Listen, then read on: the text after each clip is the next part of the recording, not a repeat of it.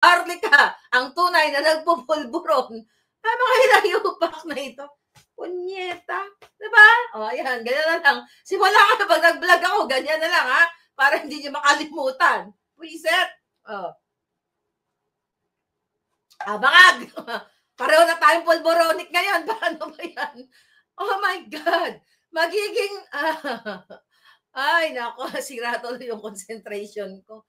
Punyeta. Habang, ay, nako, di ba? Ito yung itsura ni Bangag. Oh, ayan. Pulboronic na yan si Marlica.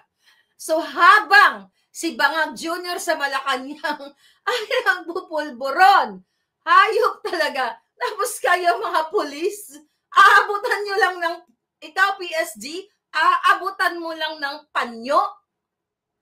Diba? Para punasan yung pulboron sa mukha niya. Kaya ganyan. Kaya Pangulong Duterte ang magiging mitsa again. Duterte is the bringer of change and hope sa ating bayan. Kaya yung si Trillanes na yan, na yung itlog, ikaw Trillanes, ngalinti ka, ang itlog mo namin talaga, namin ipamual kay Lisa. Imagine mo si Lisa gamual sa buto ni Trillanes. Ew. Oh my God. Palangga.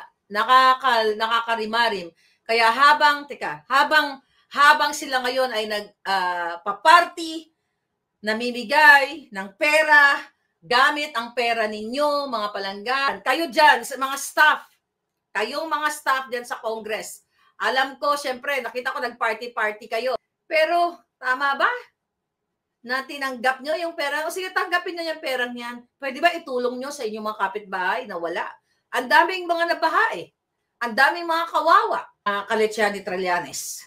Tapos sa Trillanes, ikaw hamon-hamonin mo si Pangulo. Ano sabi niya kay Pangulong Duterte? Yung narinig dun sa mikropono, wala ka na. Sabi niya kay Pangulong Duterte, ano wala ka na? Ikaw ang wala. Sabi ni Pangulong Duterte, Trillanes, kung magaling ka, ikaw sana nagpresidente. Pero si Bangag Jr., hindi siya nagpresidente kasi magaling siya. Kaya siya nagpresidente kasi binudol niya ang mga Duterte. Binudol niya tayong lahat. At sa pambubudol niya, mga kababayan, nakita natin na talagang bangag. Diba? Bangag ang presidenteng ito. Diba? Hindi siya naging presidente dahil magaling siya. Nagpresidente si Bangag dahil singat-singat, singat-singat.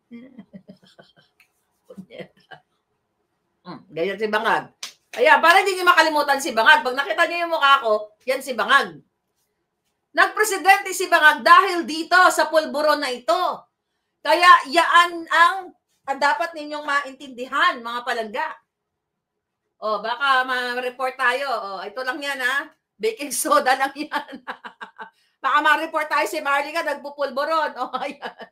Baking soda lang yan, mga hitad. Visit kayo. As ititwist yun na naman, Marlica, nagtunay na ayan, mga alpot patutot, lintik ka mo, pagbulbulin ko yung mga sabot nyo eh. Ay, nako, giatay.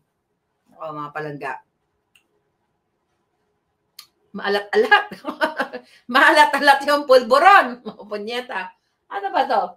Baking soda naman yan, di ba? Ang mamamatay niyan. Lalagyan natin sa cookies.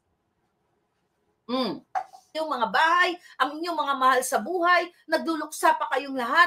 Pero itong mga hayop na to, tuloy-tuloy ang kanilang hearing sa Kongreso, ilang milyon ang ginagastos nila at ilang pera ang pinamumudbud ni Romualdez, ni Lisa Tanas sa kanilang mall tour na dapat yang binigay na pera na yan doon sa Bicol, dyan sa Calabarzon, na makaahon sila, makapagpatayo sila ng bahay. Pero ang binigay sa inyo, 2 pirasong yero, na tipid-tipid pa, 2 pirasong plywood at isang kutsara o isang basong pako. Dapat na pinalunok nyo sa kanila lahat ng pako na yan eh. Buisit na yan. Puro kayo Duterte, ganito, ganyan si Duterte. Inamin na nga ni Duterte eh. Nagumurgor siya ng buhay. Ang hamon na lang namin sa inyo, patunayan ninyo. Hanapin nyo sa dagat kung sino yung kanyang mga ginurgor. Hanapin nyo, hukayin nyo kung saan. Diba? Para kayo mga syunga. Alam parang siguro kung maging, parang sarap na kabarkada ni Pangulo Duterte, parang there's no dull moment. Lahat gagawin lang everyday, di ba? Actually, that's all. Ganyan din ang personality ko. Lahat gagawin na lang tayo everyday. Kalokohan, masaya, di ba? Kaya nga minamahal ng taong bayan si Pangulong Duterte kasi real siya. Totoong tao siya, mga palangga. Hindi katulad ni Marcos Jr., pa-British ang baka ng ina. British pulboronic, lahat kayong pamilya, addictos, benedictos, wala na kayong ginawa kundi magpulboron.